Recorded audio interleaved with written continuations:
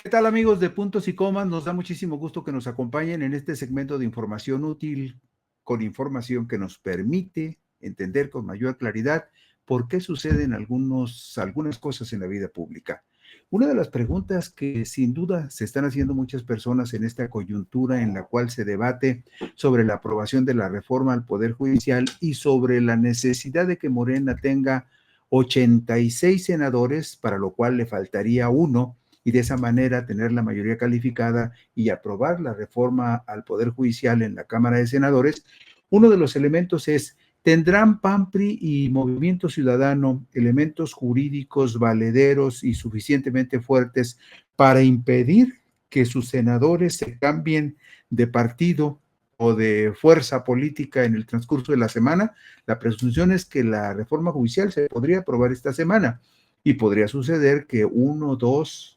o ninguno, en algún caso, se decidiera a cambiarse al frente de Morena para aprobar esta reforma al Poder Judicial, o que algún legislador se ausentara de manera misteriosa para que con los 85 senadores que tiene Morena le fuera suficiente para sumar la mayoría calificada y darle curso a esta reforma constitucional.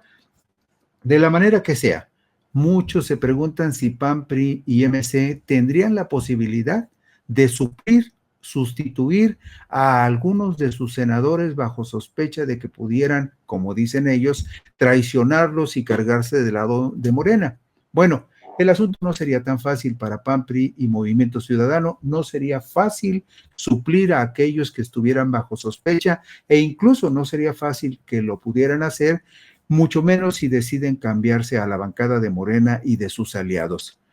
Aunque los coordinadores de las fracciones opositoras a la aprobación de la reforma al Poder Judicial amenazan con llamar a los senadores suplentes de aquellos legisladores que pudieran finalmente declararse en rebeldía y optaran por votar en respaldo de la iniciativa presidencial y en sintonía con sus colegas de la coalición parlamentaria integrada por Morena, Partido del Trabajo y Partido Verde Ecologista de México, esa acción de relevar a sus senadores no le resultaría tan fácil de llevar a cabo a los partidos de oposición si consideramos las disposiciones que ya están establecidas en el reglamento del Senado de la República. Para que un senador pueda ser suplido o relevado, tendría que reunirse una serie de condiciones que no podrían cumplirse en el estrecho espacio previo a la convocatoria de una sesión o del transcurso de la actual semana, cuando se presume que podría ser aprobada la reforma al Poder Judicial. Las situaciones hipotéticas para que pudiera darse el relevo de algún senador tendrían que configurarse en los siguientes términos: que el senador titular pidiera licencia y explicara las razones que justificaran su solicitud; que el senador quedara incapacitado por alguna enfermedad o accidente y pudiera ser de esta manera suplido; y en un término más amplio, que el senador dejara de concurrir sin causa justificada a por lo menos 10 sesiones consecutivas, hipótesis que en este caso no se podría cumplir porque no han transcurrido tantas sesiones en el Senado de la República. Pero esos son los escenarios hipotéticos en los que un senador puede ser suplido o puede ser relevado. Y lo vemos en la diapositiva número 3, por lo tanto, si en el último momento, en el transcurso de la semana, algún senador de PAN, PRI o Movimiento Ciudadano decidiera cambiar de divisa y sumarse a la coalición morenista, no habría poder humano ni disposición legal que pudiera impedírselo. Ni lo podría hacer Alejandro Moreno Alito, ni tampoco Marco Cortés Mendoza podrían de manera legal persuadirlo para que no diera ese salto de la oposición a la coalición morenista. No existe el recurso jurídico para impedirlo. El reglamento del Senado de la República establece en su artículo 11 que la licencia a un senador es la anuencia que otorga el Senado, o en su caso la Comisión Permanente, a la decisión de los senadores de separarse temporalmente del ejercicio de su cargo. En la tabla que vemos ya hicimos el ajuste de los 2 senadores del Partido de la Revolución Democrática que se fueron a la coalición morenista. Por lo tanto, esta coalición de Morena, PT, Partido Verde, más los 2 senadores que eran del Partido de la Revolución Democrática, aumentó de 83 a 85 senadores que representan el 66.40% de la Cámara. En tanto que PAN, PRI y PRD, al perder esos dos aliados del PRD, se redujo de 40 a 38 senadores y su porcentaje de presencia legislativa se redujo a 29.68%. Y Movimiento Ciudadano se quedó igual, con 5 senadores que representan el 3.90% de la Cámara de Senadores de la República. Pues bien, ¿qué se necesita para que un senador pueda obtener licencia? Los senadores presentan ante el presidente del Senado, en este caso Gerardo Fernández Noroña, presidente del Senado. Para obtener licencia, los senadores presentan ante el presidente del Senado solicitud por escrito, con firma autógrafa y con señalamientos de la causa por la cual solicitan esa licencia. Dicha solicitud es resuelta por el Pleno en la sesión inmediata. Esto señala el artículo 12 del reglamento del Senado sobre el procedimiento a seguir. Durante el tiempo de la licencia, los senadores cesarán en el ejercicio de sus funciones representativas y no gozarán, por lo tanto, de los derechos inherentes al cargo, entre ellos el fuero, la inmunidad constitucional. Es decir, concretando el punto, para que un senador pueda ser relevado, tendría que pedir licencia. Y la petición de licencia tiene que ser directa del senador que esté dispuesto a dejar temporalmente su cargo y lo tiene que hacer por escrito, con firma autógrafa y dirigido esa solicitud al presidente del Senado, que en este caso sería Gerardo Fernández Noroña, de la coalición morenista. ¿Cuáles son las causales que justifican que un senador pueda solicitar licencia temporal a su cargo? Bueno, el artículo 13 del reglamento del Senado define cuáles son las causales y dice lo siguiente: pueden ser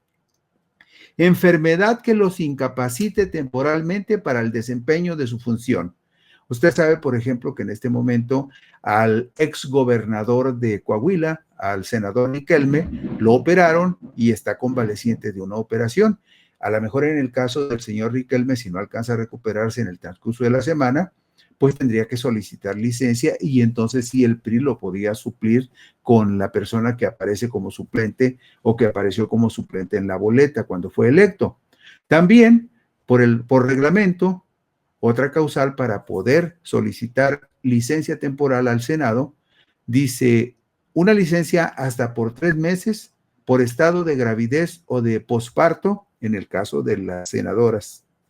Otra causal podría ser por desempeñar empleo, cargo o comisión de carácter público por el que se perciba remuneración. Ustedes saben que hay varios casos como estos. Por ejemplo, Marcelo Ebrard pidió licencia al Senado porque va a ser el próximo secretario de Economía. Y también, por ejemplo, Omar García Harfuch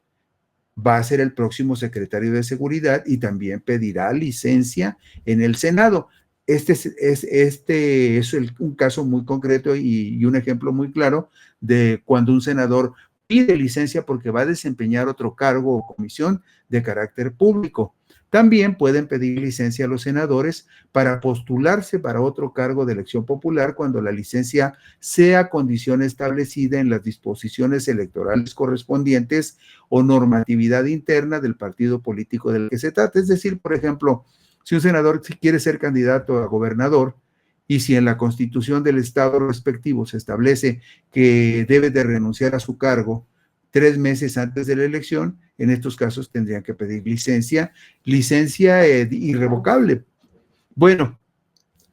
conforme a las solicitudes presentadas, el Pleno del Senado decide por votación mayoritaria el otorgamiento de las licencias. Como usted ve, este procedimiento de sustituir o relevar a un senador por su voluntad o porque lo convenzan de que lo haga, no sería un trámite muy sencillo, por mucho menos en el espacio tan corto de esta semana cuando se presume que se tendría que votar la reforma al Poder Judicial.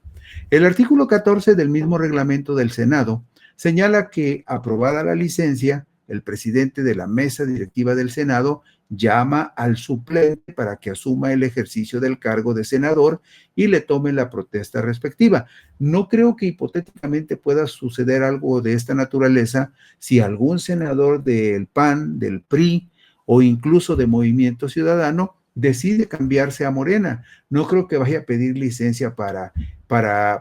dejar su cargo en el partido que lo postuló. Simplemente se cambia de fracción legislativa, pero sigue siendo senador y nadie hay que lo pueda obligar a pedir licencia para que pueda entrar en su lugar el suplente. Una vez que rinde la protesta constitucional, el suplente entra en funciones hasta en tanto el propietario se encuentre en posibilidades de reasumir su cargo. Para reincorporarse a su cargo, el senador con licencia lo informa por escrito al presidente de la mesa directiva, quien toma nota correspondiente, notifica al suplente para que cese en el ejercicio del cargo en la fecha que se indique y lo hace del conocimiento del Pleno para los efectos legales conducentes.